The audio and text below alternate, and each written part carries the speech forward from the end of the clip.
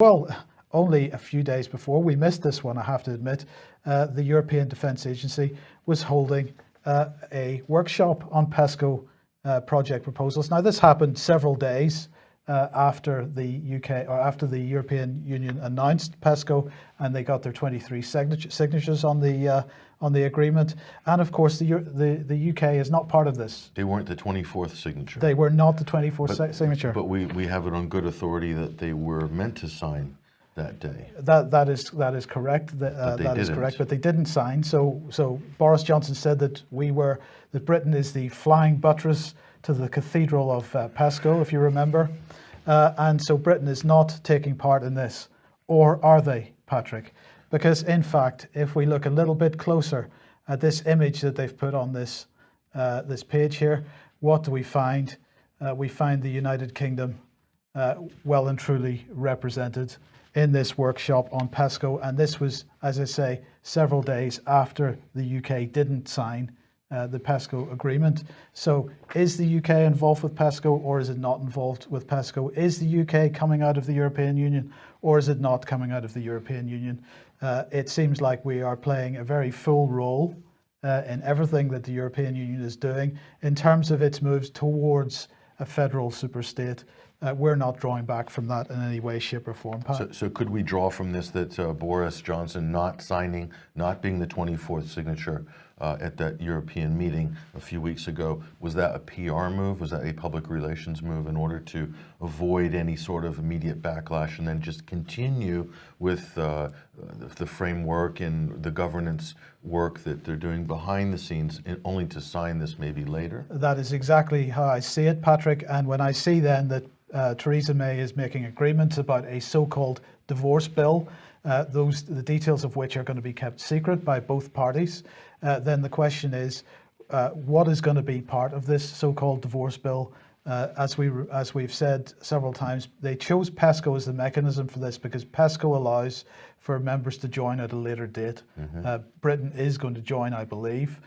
All the signs are there. We are taking a full part in the development of PESCO as it moves forward. When they said secret divorce bill, Mike, the only things that have been kept secret in terms of big payments in recent years have been what? Bailouts, right?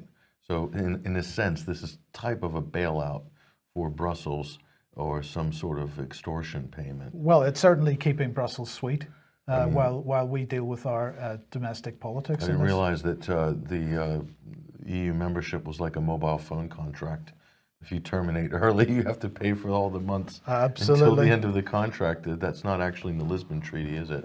No, but Theresa May has promised that, so there you go. Interesting. Well, perhaps since we're speaking about artificial intelligence, Patrick, we should bring Sophia back on screen. Now, you spoke about Sophia at the recent AV 8.1 conference. She, of course, has received her citizenship from Saudi Arabia. Well, now she wants to start a family. And I have to say that the coverage in the mainstream press of this, the word you used earlier was gushing. It is disgusting, actually. Yeah, well, the tech press is gushing. But of course, this is Dubai hosting this event on the back of the Saudi Arabia Technology Summit there, where they offered offered a passport and Saudi citizenship. What a I guess she drew the short straw, Mike, to get a Saudi passport. She won't be able to drive, firstly. But anyway, so there it is in Dubai, and so this is the world's first celebrity android, basically, Mike. With no legs. It's only half an android. Developed by Hanson Robotics, and guess where they're based? They moved from Texas to China. Right. Right. So China's at the forefront of this technology. But it won't be long, Mike, until there'll be many others doing more or less the same thing. But there's a lot of industries on the back end of this already waiting to get online, Mike. So right. So the reason we've chosen the Khaleej Times here from Dubai is because they decided that they would go and interview this robot. Well, the impression which most of the mainstream media is giving is that this is some kind of sentient being that's capable of having a rational human level conversation. But, you know, people have been demonstrating so-called rational human level conversations with electronic devices for a long time. There was nothing impressive about this in any way, shape, or form. No. But I'm deeply disturbed at the way this is being presented in the press. And the mainstream media have had these sort of androids working as TV anchors for years, Mike. And not many people can tell the difference. This is a very important point, Patrick, because RT here saying that sex bots are coming. Scientists say digisexuals are inevitable as more people bond with robots. And the thing, as I say, the thing that concerns me most about this is if we look at the mainstream culture, mainstream press, look at celebrity culture at the moment. Mm-hmm. Celebrities are spending all their time turning their faces into plastic. Mm-hmm. And so what we're doing, what the Western world seems to be doing at the moment is presenting an idea of beauty and humanity, which is made of plastic, because most of these celebrities have plastic faces. We are not going to be able to tell the difference between a celebrity and a sex doll in the not too distant future. At some point, and I said in my talk in Covent Garden, two things I put out. That was 2 months ago, by the way. I said that the sex bot industry already, it's a $30 billion global industry. So that's enough to attract quite a lot of investment, and a lot of people want to get into that game, and not just female sex bots, Mike, but some industry experts project that the market for male sex bots for women's entertainment is going to be bigger, in fact, than the men's. So it's not just a male thing in terms of a product. The other thing I said, Mike, is that I showed that these robots are celebrities. And I even showed an interview where a journalist took Sophia, that particular android, and took it on a driverless car on the Autobahn in Germany, and interviewed the bot about their experience in a driverless car. And I made the comment as well to you yesterday on the Sunday Wire that it won't be long until that journalist is also an AI bot one day. So then there's absolutely no humans involved in this bit of entertainment.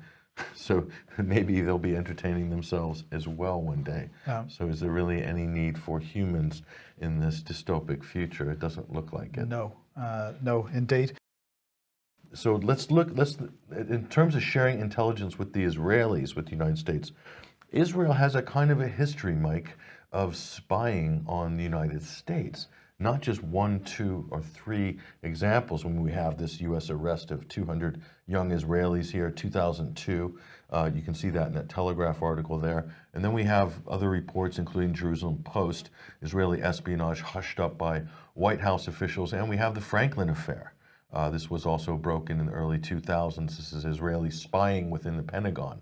And then we have the case of Jonathan Pollard, naval intelligence person as well. And so that was a big high-profile Israeli espionage case where you have Al Gore's phone being tapped in '98. We've got Zalman Shapiro supplying uranium, which is stolen from the U.S. and given to Israel in the early 60s.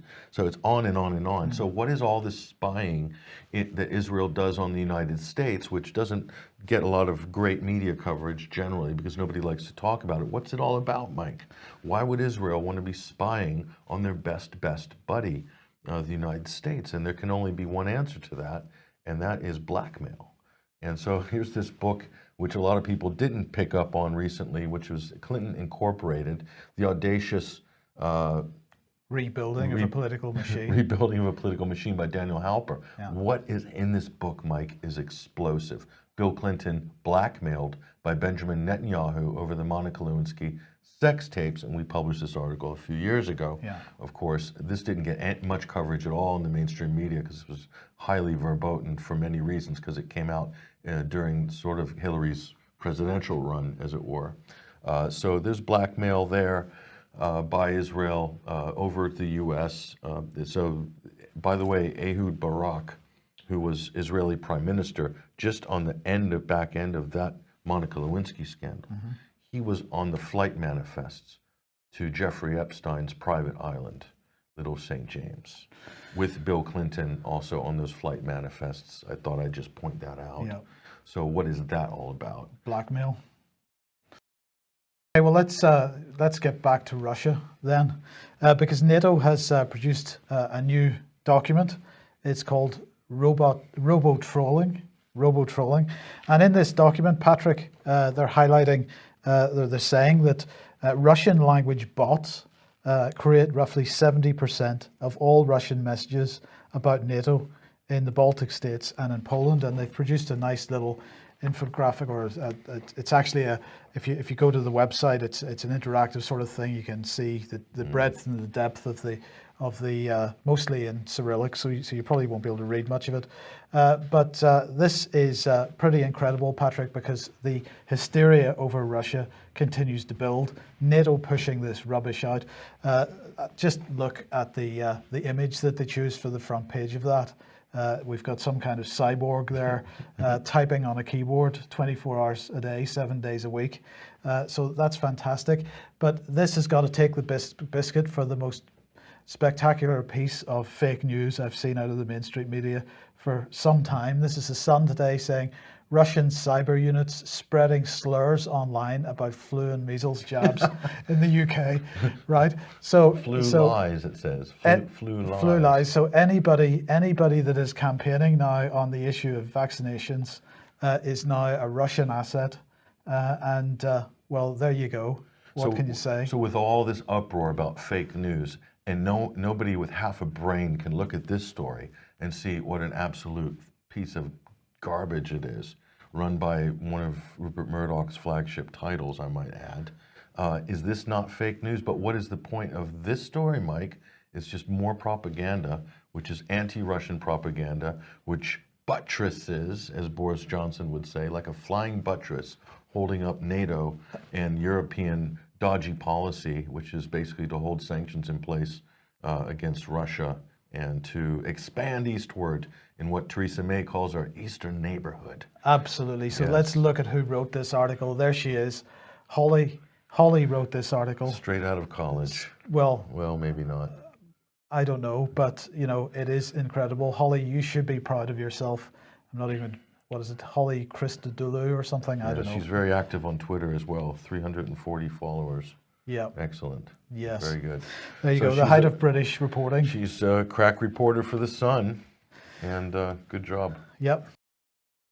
Okay, what's George Monbiot been saying, Patrick? Well, George Monbiot is sort of he's retweeted this article which accuses the likes of John Pilger and another high-profile person whose name just escaped me a minute ago. I think we spoke before the show about it. So he is basically saying genocide revisionists, they're calling them, war crimes revisionists. So anyone who questions the official party line on the International Criminal Court trials against the Serbian generals for these Srebrenica massacre and others, basically they are just genocide deniers. So this is akin to being a Holocaust denier or a climate change denier. This is the genocide denier. And if you actually look into these cases, Mike, it's really not easy to call any of these genocide with regards to the Yugoslavian war. I know the media has already used this term ad nauseum, but you look at the actual cases. In the case of the so-called ethnic Albanians in Kosovo, the 100,000 that the media claimed were massacred in a genocide, they're still investigating it today, Mike. Yeah.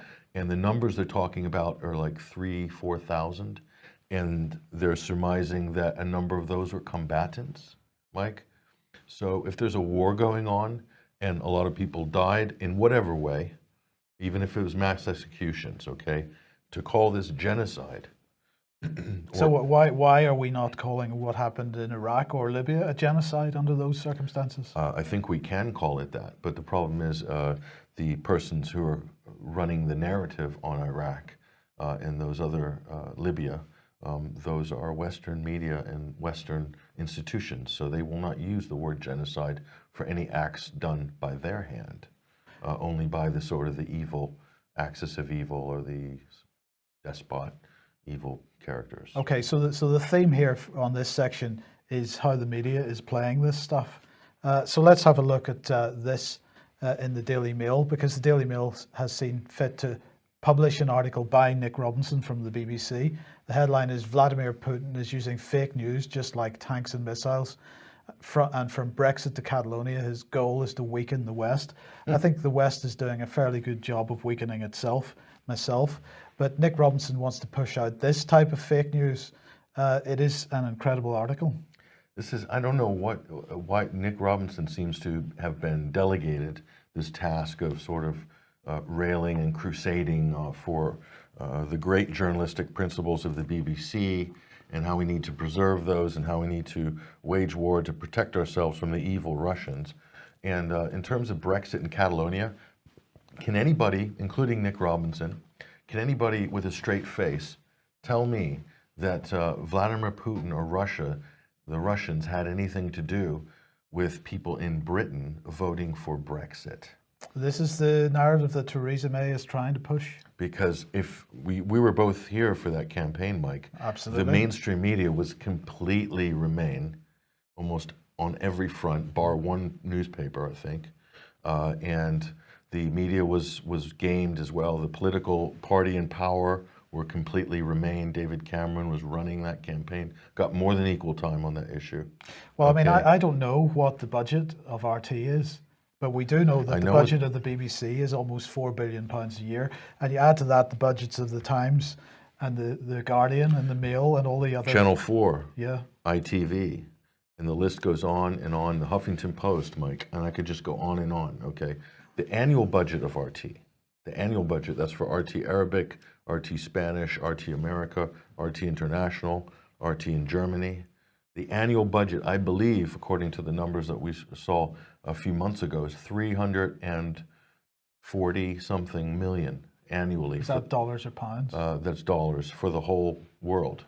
So, okay, it's a tiny budget if you compare it to just the BBC, but collectively with all the other mainstream outlets that were pushing Remain. So if Nick Robinson is seriously suggesting that Vladimir Putin is using Russia Today and Sputnik to push out propaganda to the degree that they can swing elections and swing referenda, he should be ashamed of himself with his £4 billion budget that he can't counteract that. It's the same fallacious argument that Hillary Clinton supporters are pushing with Russiagate, Mike, and that's that somehow RT and Sputnik somehow convinced people to vote for Trump. The point is, Mike, people who read RT or go to RT or Sputnik to get information and news, they would have already made up their mind which way they're voting anyway, Mike, on that issue, whether that's for Donald Trump or Brexit. It's kind of a common sense issue for them, so they see it as a sort of rooted political issue.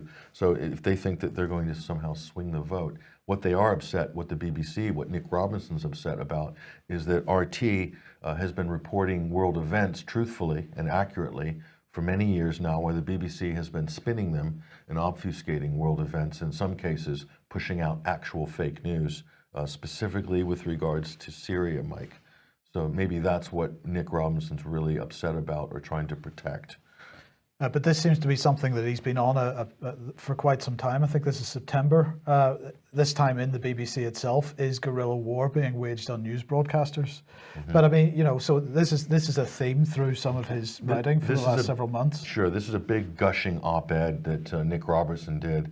And he's basically talking about the fourth estate and the press. Excuse me, Mike, but the BBC is a state-run broadcaster. Yes. Even though they have to extort money out of the public to pay for it. Well, they have the full backing of the government to extort that money. That is a tax, effectively. It's effectively, yeah. It's a tax by force. Yeah. So you have a TV license and you have these enforcement officers going around to collect it to pay for programming that most people probably don't want to watch. But anyway, so he's saying that we need to, you know, the values of the BBC. The BBC is not the fourth estate. They are not the press. Everyone knows by now that BBC is there to protect the government, to protect the state, to protect the party who's ruling at the moment, which is the Conservative Party. It's effectively a single party state in many ways that we have. A lot of people would agree with me on that. We saw the emails from the MPs last week that were copied and pasted, the same emails as response to different constituents. So, so the BBC is there to protect the establishment, to protect the state. They will rarely challenge, if ever, unless it's for little expenses or something like someone fiddled their MP's expenses, then maybe there'll be some big expose there. But aside from that, in terms of rank corruption, like governments arming and training terrorists in Syria, they're not going to get much from the BBC on that front, I think. But you do have a chance to get that from independent press or even commercial media outlets. And the fact that RT has been challenging on so many of those fronts, I'm sure that's really upset quite a lot of people who are involved in the actual illegal subterfuge in some of these operations like Syria and Libya, countries like Britain, like France, like the United States, like many other EU member states and NATO member states, are involved in actual illegal subterfuge, undermining governments, undermining states. Well, we know that the BBC is with BBC Media Action, for example. But I mean, you know, his allegation is that Russia trying to affect what's going on in foreign countries by pushing propaganda. The BBC would never do that, Patrick. Of course they wouldn't. But so they didn't do it in 2002 when they were running headlines like Iraq sought African uranium The yellow cake and uranium. Iraq weapons dossier at a glance. Yeah. So they took the dossier that Tony Blair had pushed out to justify going to war, and they published it in full. And not only did they publish it in full, but they created articles like this, which were summaries of the full dossier. So they did the whole works. So hold those up on screen, Mike. And so people like Nick Robertson from the BBC, Robinson, yeah. Nick Robinson from the BBC are basically saying that RT or the Russian Kremlin propaganda outlets amplifying fake news and so forth. What is the BBC doing here in the run-up to the Iraq War? One of the biggest military lies and disasters in modern history, Mike. Yeah. In modern history, right here, the BBC are amplifying a fictitious narrative stitched together by the intelligence agencies, sexed up to no end, okay, amplifying fake news in order to start a war. That's what the BBC are doing there. History has proven that out. Unless Nick wants to debate that point. Well, indeed, and he's welcome to. He is absolutely welcome to. Let's not forget this. Saving Syria's Children. Yes. Anybody wants to understand the background to this, get onto Robert Stewart's blog. Just type Robert Stewart and Saving Syria's Children into your search engine of choice, and you will get his website. This is spectacular stuff, Patrick. Yes, this is after a chemical attack, Mike. Allegedly. And remember the timing of this, just after the vote by members of Parliament in 2013 on whether we were going to bomb Syria or not. This was designed to affect public opinion following that vote. They fully expected that vote would be won. In fact, it was lost, so it was a bit unfortunate for them, but there you go. A little turn of history there. Absolutely. But unfortunately, when RT tried to do some kind of expose on Saving Syria's Children, Ofcom, the regulator, backed up the BBC. Sure. There was a show called Truth Seeker, which was on RT, and in this case here you flagged up, they had a little clip of this, basically criticizing. Actually, they're accurate. The BBC had changed the audio on Dr. Rolla Hallam. Yeah. And they did change the audio, which is blatantly doctoring some scene. And they're saying there was some journalistic license to defend themselves. So the state broadcaster has the state regulator basically looking after each other in this case, which was actually, they did call out something that was actually had been changed, had been altered. So they had a case there. I think this was about the Truth Seeker, Saving Syria's Children segment. I think that's what it was about. But there was an Ofcom complaint on that at the time. And so what exactly were we looking at here in terms of an arrangement with the state-run broadcaster, which is the BBC, and the state regulator, Ofcom, seem to be somehow maybe working towards the same end. And increasingly it's getting more dangerous because, of course, we have that arrangement, and apparently now we're seeing more and more of an arrangement between the state and the technology companies to restrict what information we get access to on the internet. You'll be glad to know that the government was pushing this out today. So Daesh in disarray, apparently with dripping letters and Halloween graphic from the government. Halloween graphic, a little bit late. They're saying that in October, Daesh propaganda output was 85% less than it was at its peak in August 2015. Oh, fantastic! And this is all because of the work of the Global Coalition. Well, it's true, and especially if the Global Coalition has been putting out Daesh propaganda, Mike. That's exactly what That must mean that site intelligence must have been closed for the month. Maybe that's why it dropped so much. But congratulations to the creative department of the government for the nice Halloween font on the Desh and Disarray. I think that's very professional and definitely befitting of a major superpower. Yes. Well done. Well done. Well done. Yeah. Now, on more serious issues, just briefly, United Nations saying 11 million Yemen children desperately need aid. I just say again, I'm very concerned about the way that Yemen is being used at the moment. I'm not clear exactly what the narrative is going to be. The BBC has suddenly, having ignored Yemen for the last few years, has decided that it's going to do a Syria-like. It's running more and more Syria-style reports on Yemen. Comments, diaries from doctors, and all this kind of stuff. We saw this type of stuff from Syria.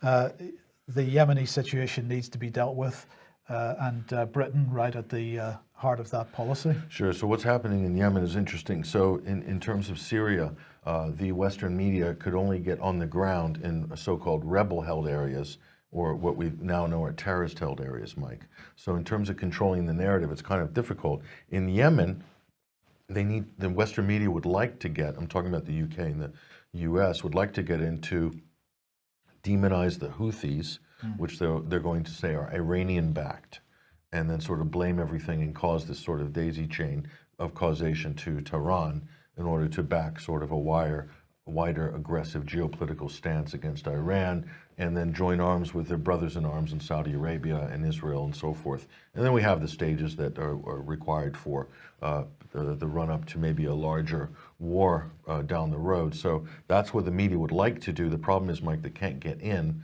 to some of these areas in Yemen in order to create facts on the ground. And they had the same problem in Syria. So what this resulted in Syria, Mike, was that the West lost. Essentially in Syria, and their terrorist proxies lost because they couldn't create facts on the ground, media-wise. And so they're running into the same problem in Yemen. And you know what they call it? Yemen is one of the nicknames of Yemen is the graveyard of invaders.